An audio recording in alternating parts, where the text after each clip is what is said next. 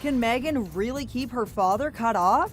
Meghan no longer has her father Thomas Markle's phone number. Duchess hasn't called him. Markle's father, Thomas Markle, who's issued an emotional plea to his daughter saying he doesn't want to die estranged. That Megsy doesn't know which hospital her father is currently staying in. Meghan Markle just got exposed in the ugliest way possible, because her own father is lying in a hospital bed begging not to die estranged from her. A man with his leg freshly amputated, fighting for his life, publicly pleads for one last chance to see the daughter who built her brand on love, compassion, family.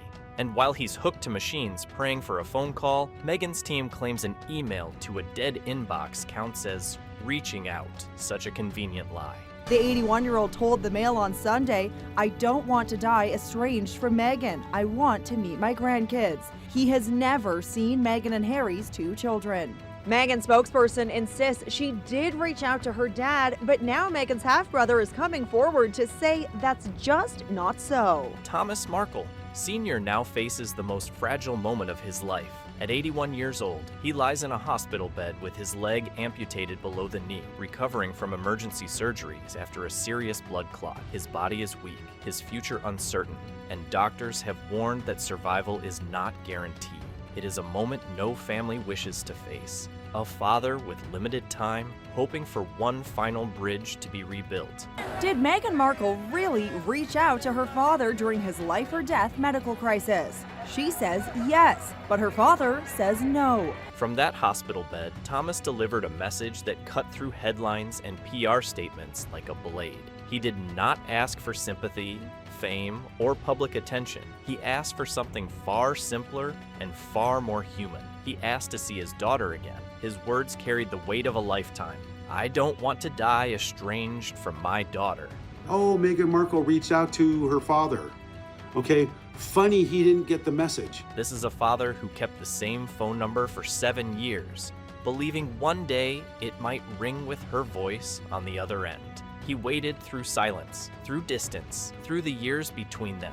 And now, with his health in jeopardy and the clock moving forward, that hope has become urgent, almost desperate. His plea is not dramatic for the cameras. It is real, raw, and deeply personal.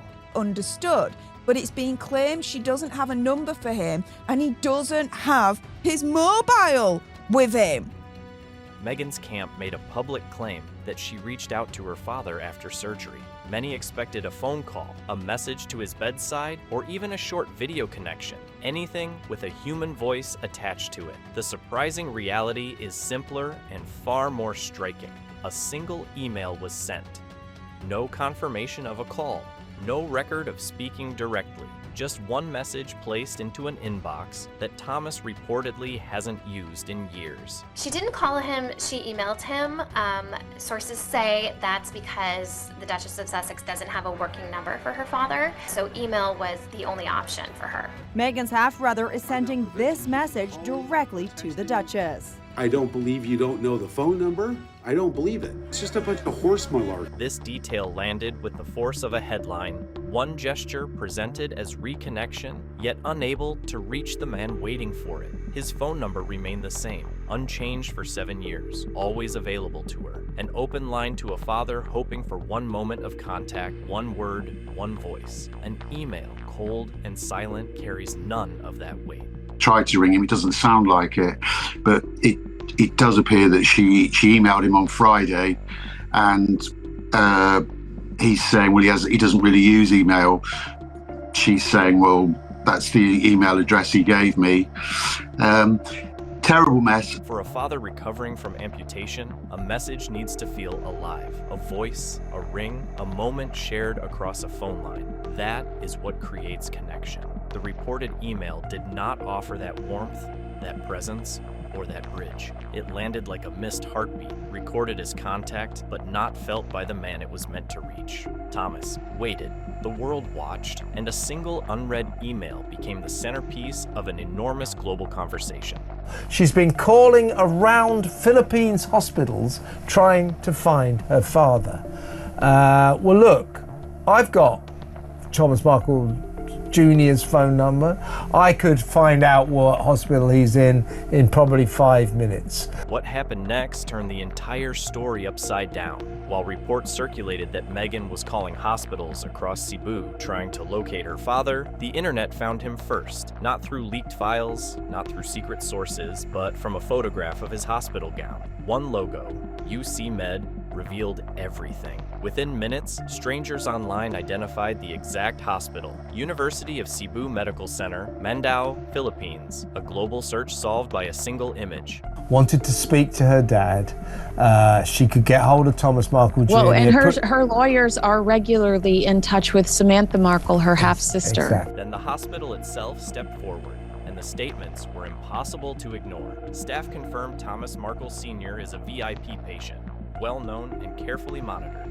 They noted that if Meghan or anyone on her behalf had contacted them, the staff would have recognized the call. Their response was clear, precise, and confident. They had no record of hearing from her team. The hospital understood exactly who he was, exactly where he was, and exactly how to reach him. Daily Mail, with permission from Thomas Markle Sr., was able to speak to the hospital. And the hospital has said publicly that Mr. Markle is a VIP patient. This moment changed the tone worldwide. It placed two pictures side by side, one of a father with a visible medical tag, surrounded by nurses who know his face and name, and another of a daughter reported to be searching for him through scattered phone calls. The online world connected the dots faster than any official update. A hospital gown, a facility name, a location, and suddenly, millions of strangers knew where he was. The contrast became sharp and unforgettable.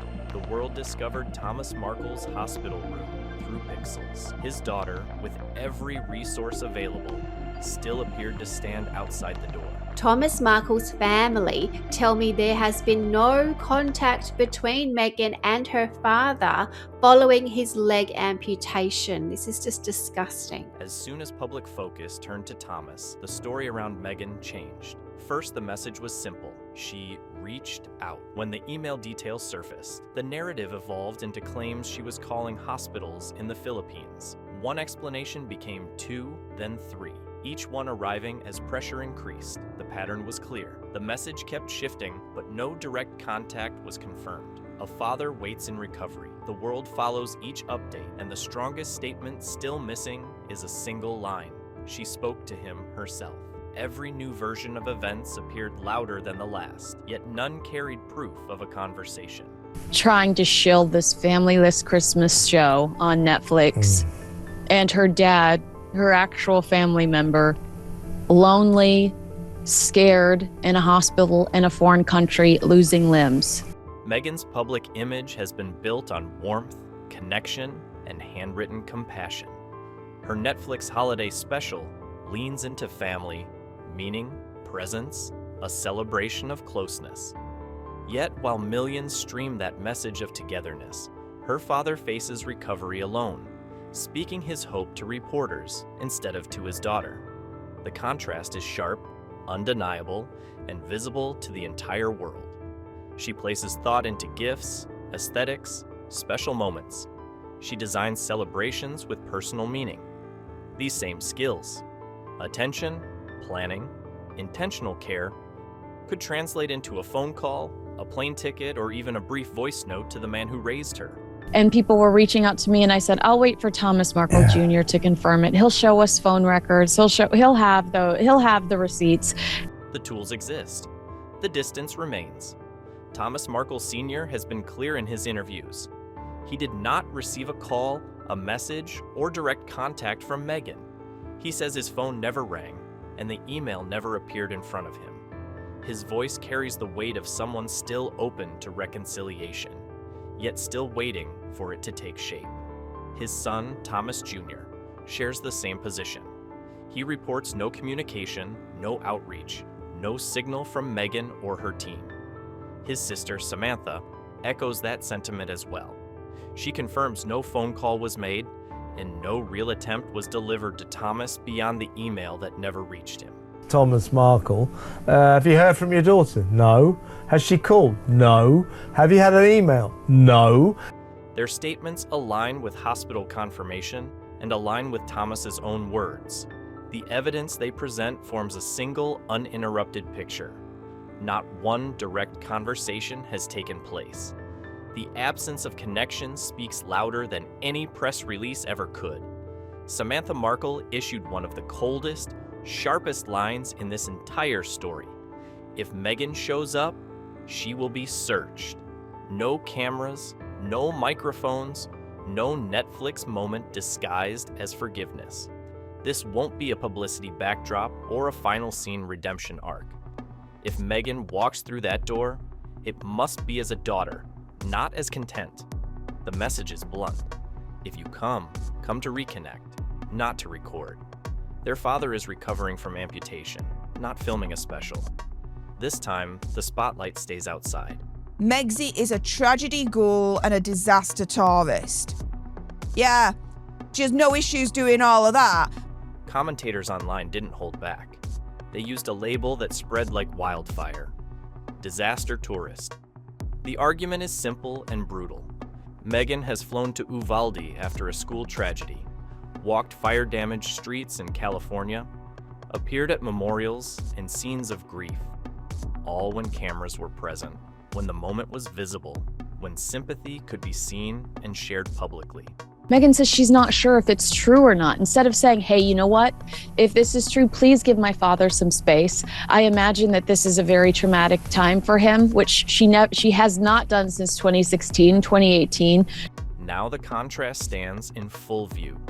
Her father is recovering from a leg amputation, asking for one connection before it's too late. And yet there is no flight booked, no bedside photo, no voice on a hospital phone. People are asking a single devastating question. Why are distant tragedies easier to reach than her own father's hospital room? The criticism lands hard because it points to priority, not ability. Meghan has traveled across states for stories she wasn't part of. Her father's story is hers, and yet he waits without her. Samantha Markle has a warning for Megsy. And if that bitch face tries to see Dad, she will be searched for recording devices and wires. Don't you think you're going to get near Dad for a photo op for Netflix or anyone else? Let's just get that clear up. Front blocked at the pass. When the world thought Meghan was personally trying to reconnect with her father, a different detail exploded into the spotlight.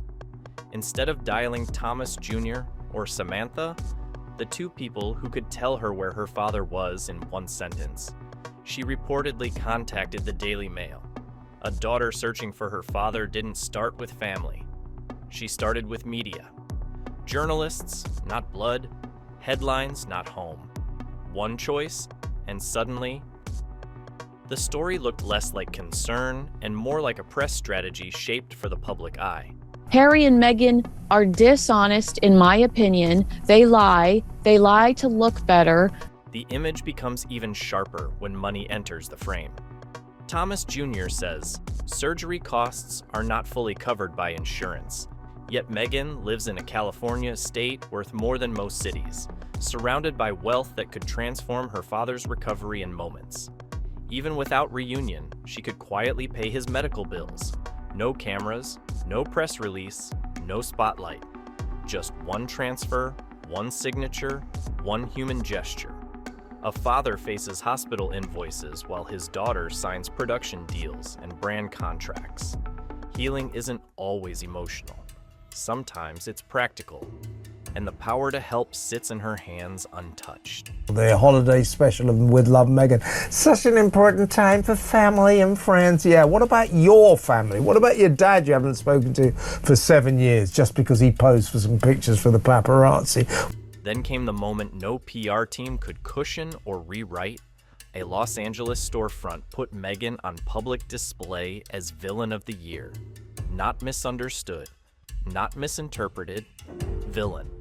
Holiday lights surrounded a picture of her crowned with sarcasm. Holiday hypocrite. Montecito diva. People stopped. People photographed. People stared. It wasn't a scandal anymore. It was a verdict. A father alone in a hospital bed. A daughter promoting holiday family unity on Netflix. and an entire city calling it out in broad daylight. Subscribe, like, and comment why you like this video for a chance to win a new Apple MacBook.